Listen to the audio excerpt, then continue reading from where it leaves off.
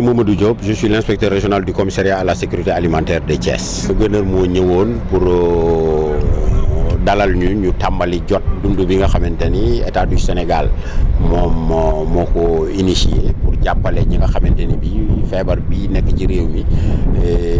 tënk na leen ba ñu am ay jafe-jafe mu tolloog loo xam ni dund bi pour tout le Sénégal la bon ñun comme région Thiès moo ñu intéressé tey ñu ñëw doon réceptionné loo bi nga xam ni moom moo fi njëkk a ñëw ci wàllu ceeb bi parce que dund bi comme ni ma ko waxee ceeb la diwlin la suukar la pâte alimentaire la ak saabu mais c'est-à-dire que dañu koy réceptionné fi mu nekk nii ceeb bi la ñuy réceptionné tey am nañu 14 camions yoo xamante ni fukki camions ak ñeent yoo xamante ni biig la ñu jógee Ndakaaru ñëw fanaan si fi moom la ñu xëy di réceptionné moom la gouverneur ñëwoon pour lancer ñu opération bi pour que ñun ñu mun a continuer di ci liggéey donc loolu moom mooy bon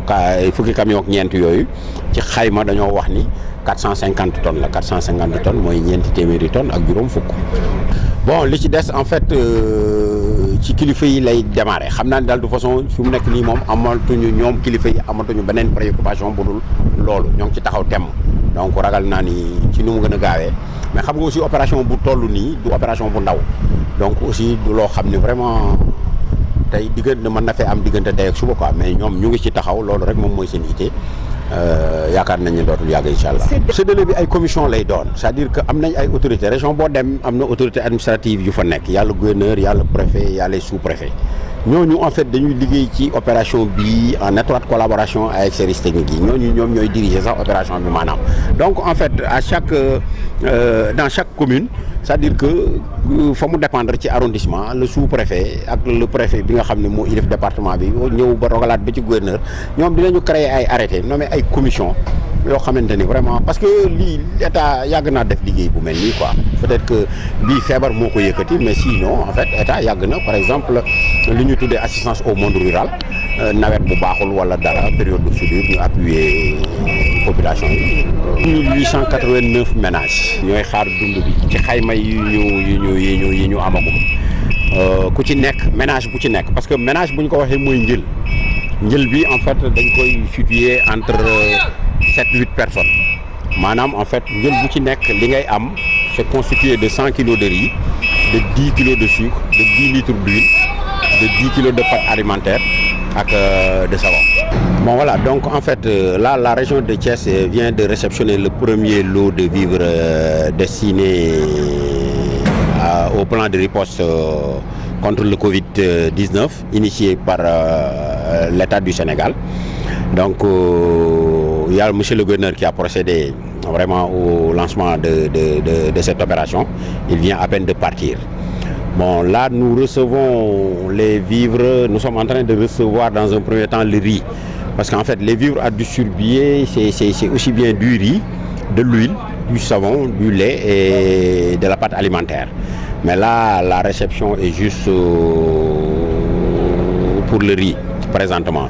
Donc, nous avons reçu 14 camions qui sont arrivés hier soir et que nous sommes en train de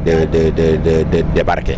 Ces 14 camions constituent un tonnage de 450 tonnes annoncé. Parce que comme je dis, en fait, nous ne pouvons pas communiquer d'une manière très formelle sur le poids avant d'avoir terminé la réception. Voilà, donc c'est ça. Okay. C'est-à-dire, comme je l'ai dit tout de suite, c'est-à-dire que nous, au niveau de la mise en œuvre, nous ne sommes pas vraiment compétents. C'est-à-dire, ce que je peux dire, c'est que, en fait, le nombre de ménages qui a été retenu dans chaque commune,